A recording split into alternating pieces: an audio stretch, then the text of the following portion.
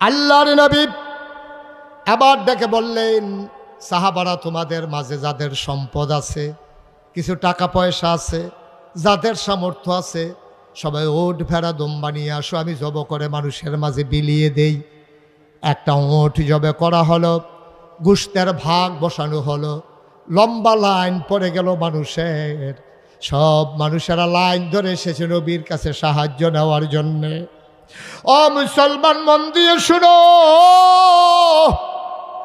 সবাই লাইন ধরে দাঁড়িয়ে আছে। আল্লাহর নবী একজন আসে, এক ভাগ দিয়ে দেয়। হঠাৎ করে লাইনের দিকে তিনি তাকালেন, তিনি অবাক বিস্ময়ে চমকে উঠলেন, থমকে দাঁড়ালেন। তিনি আস্তে করে বসা জায়গা থেকে উঠে সামনে গেলেন, গিয়া দেখে লাইনের ভিতরে একটা গুচ্চা বুড়া মহিলা লাঠিতে ভোট দিয়া দাঁড়িয়ে আছে বাঁকা হয়ে। আল্লাহ নবী অনেকক্ষণ তাকিয়ে রইলেন, চোখ দিয়া নবীর টপ টপ করে পানি পড়ে।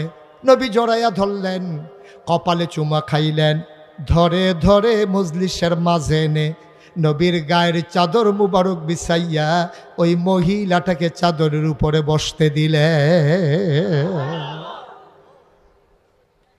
সাহাবারা একজন আর একজনের দিকে তাকায়, এই মহিলা কোন মহিলা?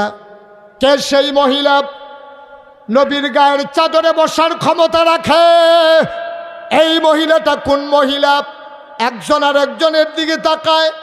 নবীজি আবার চোখের পানি ছেড়ে দিয়ে সব সাহাবাদেরকে ডেকে বললেন, তোমরা নিশ্চয়ই জানতে চাও আমি কার জন্য গায়ের চাদর বিছাই দিলাম?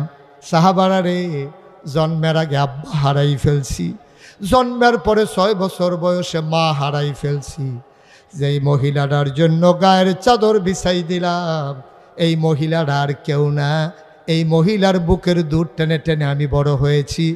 এই মহিলা আমার দুধমা হালিমাতুস সাদিয়া। ও মহেশপুরের মুসলমান, ও নীলকুঠির মুসলমান, ও বেগমাবাদের মুসলমান, মন দিয়ে শুনো রে ভাই, নবীর আব্বা নাই, নবীর আম্মা নাই, নবী দুধ মার জন্য আবার কি করলেন? তিনি বললেন, মা, গোশত নেওয়ার জন্য কোনো ব্যাগ ট্যাগ আনছো নাকি? মহিলা একটা পোটলা বের করে দিলেন, সবাইকে দিলেন 1 ভাগ করে। নবীজি এবার আম্মাজান হালিমার জন্য দিলেন 2 ভাগ। এবার নবীজি ডাক দেয়া কয়, মা, তুমি আবার বলো তোমার ঘরটা কোথায়? সাহাবাদেরকে বললেন, সাহাবারা, তোমরা সবাই বসো, আমি আমার মাকে ঘর পর্যন্ত আগাইয়া দে। কত বড় আদর্শ!